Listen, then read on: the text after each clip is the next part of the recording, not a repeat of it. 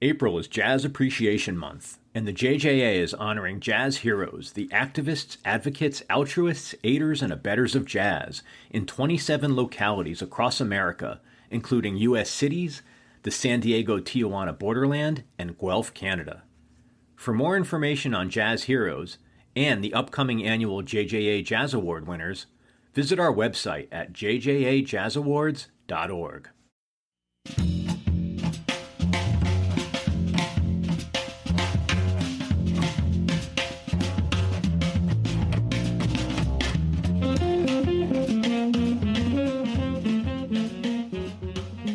Hello and welcome to the 2024 Jazz Journalists Association Book Awards author interview.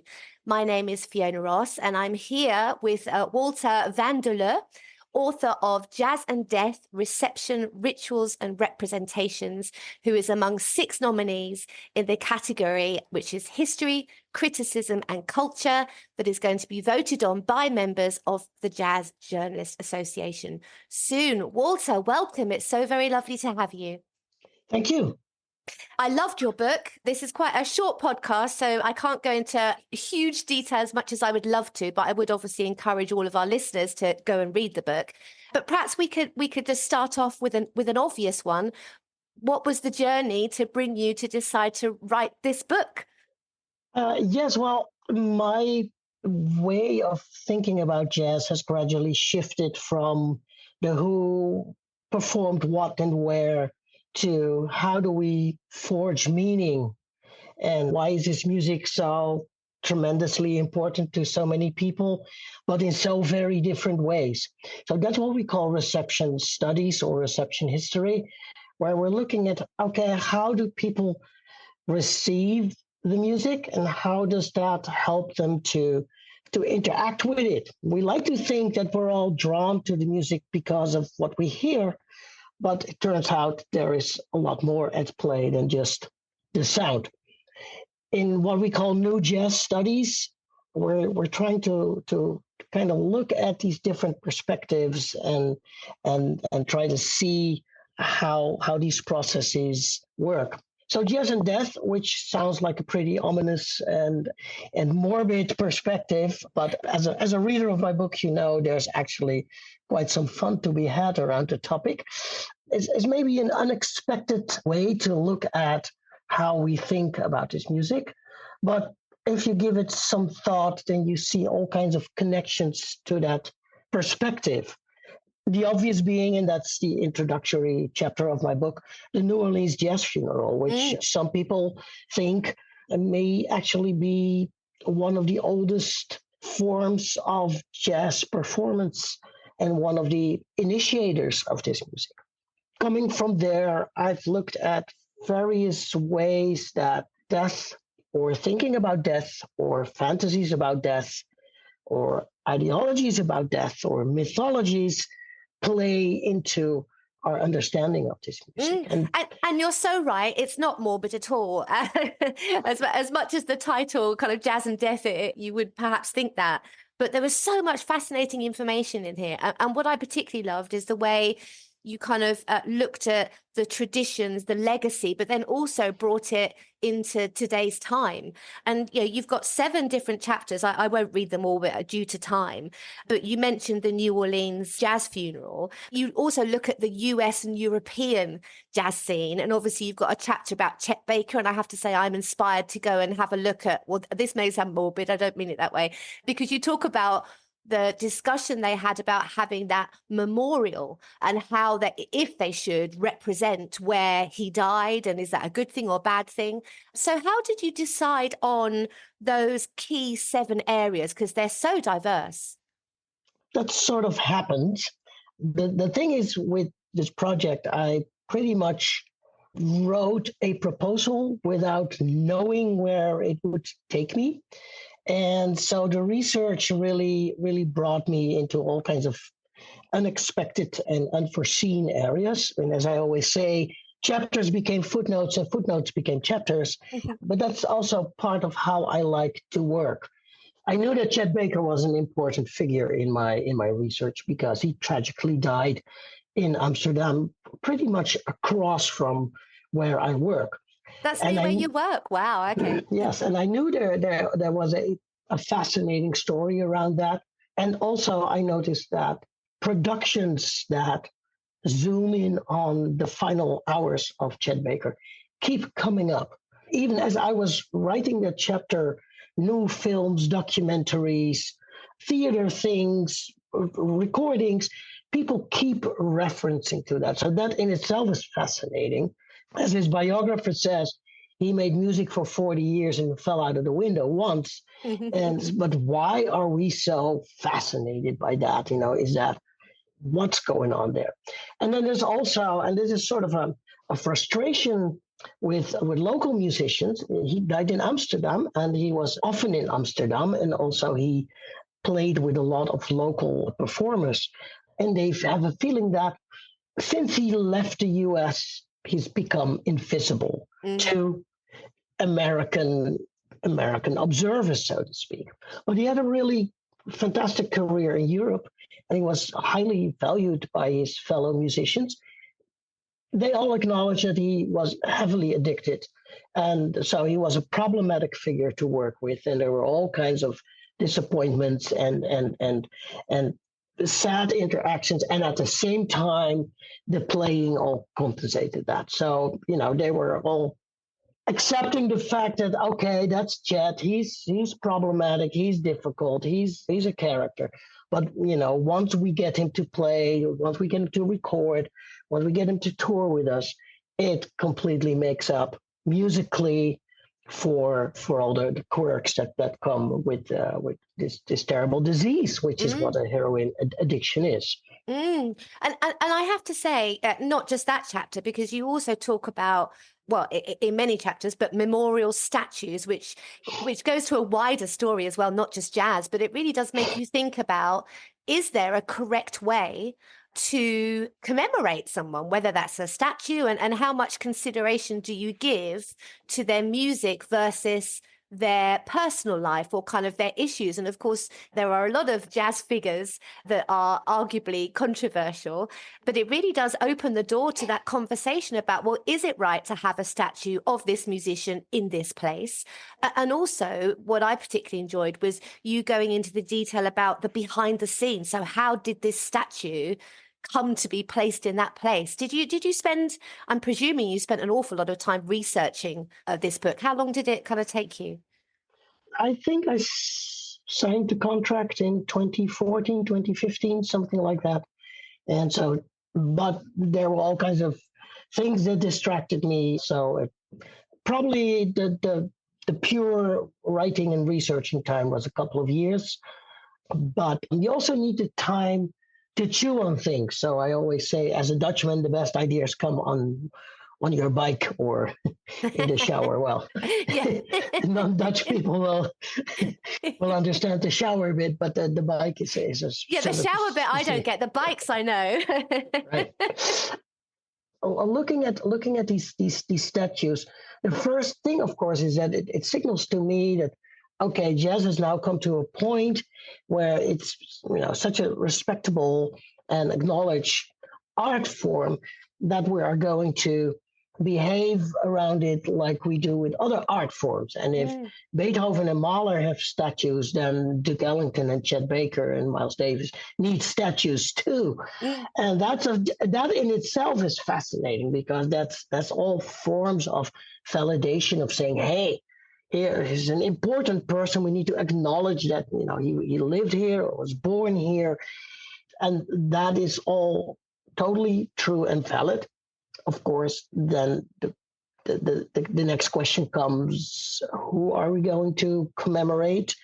There's no one who would argue with the fact that Duke Ellington deserves a memorial of some kind in New York, but what about all the other musicians that are not in that memorial, right? So that's immediately where it gets tricky to a certain degree. So I personally would prefer memorials that just say jazz rather than this particular person. And I can see that you have like a historical marker. This is where he went to school, or this is where she was born. All that makes sense. And then what I show in my chapter around the Duke Ellington Memorial, that it ends up being something that everybody's unhappy with. Yes. Because it is the outcome of just extremely complex planning, all kinds of conflicting interests, infusing something in a place that already has meaning. And with the Ellington Memorial, that became sort of a really unforeseen thing, because it is at the northeast corner of Central Park, and the thing looks straight into El Barrio, which is Harlem East. And once I started reading the Spanish press from El Barrio, where the Puerto Ricans, or the Nuyorican, as they call themselves, live, I learned that there were just tremendous tensions around that thing, because of the tensions between Black Harlem and, as they call themselves, Brown Harlem. And this totally unexpected outcome that no one who was in favor of the Ellington Memorial was looking for, but it happens. And that's, for me, is fascinating, because again, it shows how these different narratives can kind of collide. So what the East Harlemites are doing is they bring their favorite musician into play, who is Tito Puente. And they're erecting a monument to face Duke Ellington, in the same circle. And that's just, you hear me laugh here, because that's at the same time that's sort of ironic and funny to a certain degree, that this is how apparently we feel around these people, and there's nothing to do with the music they make. And I think if two men were in total admiration of each other, had they met or known each other, which I think they did, it would have been Tito Puente and Duke Ellington, right? There was no tension between them, but the communities kind of circle around these figures, then start to run into these tensions. Yeah, it's so fascinating, because what starts with someone going, this artist is amazing, this is someone we need to celebrate. How do we do that? What's the best way around it? And how different people feel is the right way, the wrong way, the politics behind it, the funding, the geography, the kind of the moral mindset of it all. I mean, honestly, it's absolutely fascinating, the detail you go to. And I must ask, because you mentioned the New Orleans, which I think is your opening chapter, but that links actually beautifully with your final chapter, because what I particularly liked about your book is a thread with kind of tradition, legacy, bringing it to today. And obviously your last chapter is called, I'm going to quote, Funky Odors, Is Jazz Itself Dead? Which, and I have to say, I've shared this chapter with many people, because I think it's a fascinating chapter. And to use as an example, you mentioned Wynton Marsalis, and obviously he comes up in the New Orleans, your first chapter, and actually you bring him up in your last one. So I think, almost to answer your own question, is jazz itself dead? What are your thoughts on that very last chapter? Yeah, I always say it's the wrong question. Yeah. Because it assumes that a culture is a thing that's either alive or dead, and we like to think in that way, or we can quickly say that, but if you think about it, it doesn't make sense. Cultures, of course, can disappear. They become something else.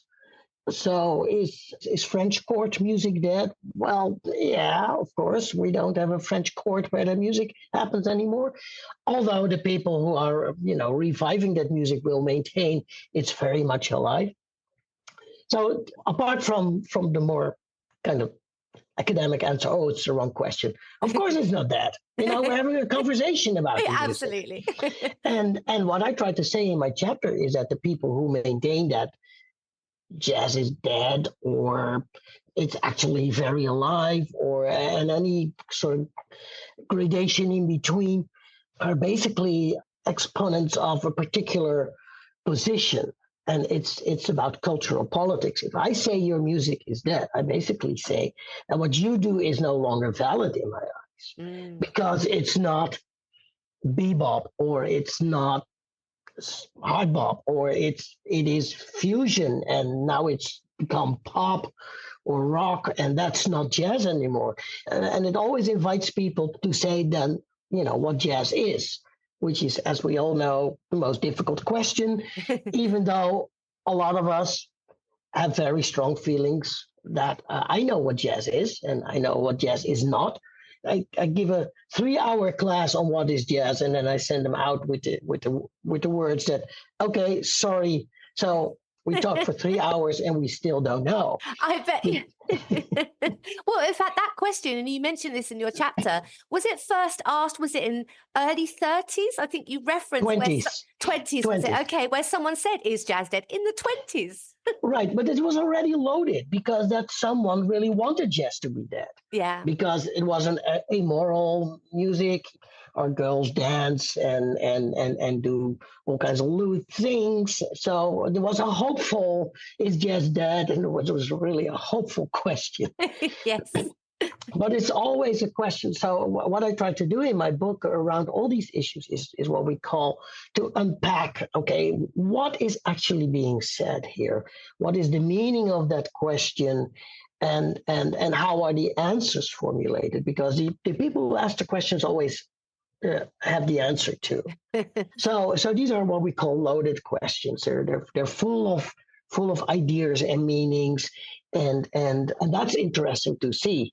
Then you usually see that people have very strong ideas about, okay, but this is what jazz is supposed to be, and that's not what jazz is supposed to be.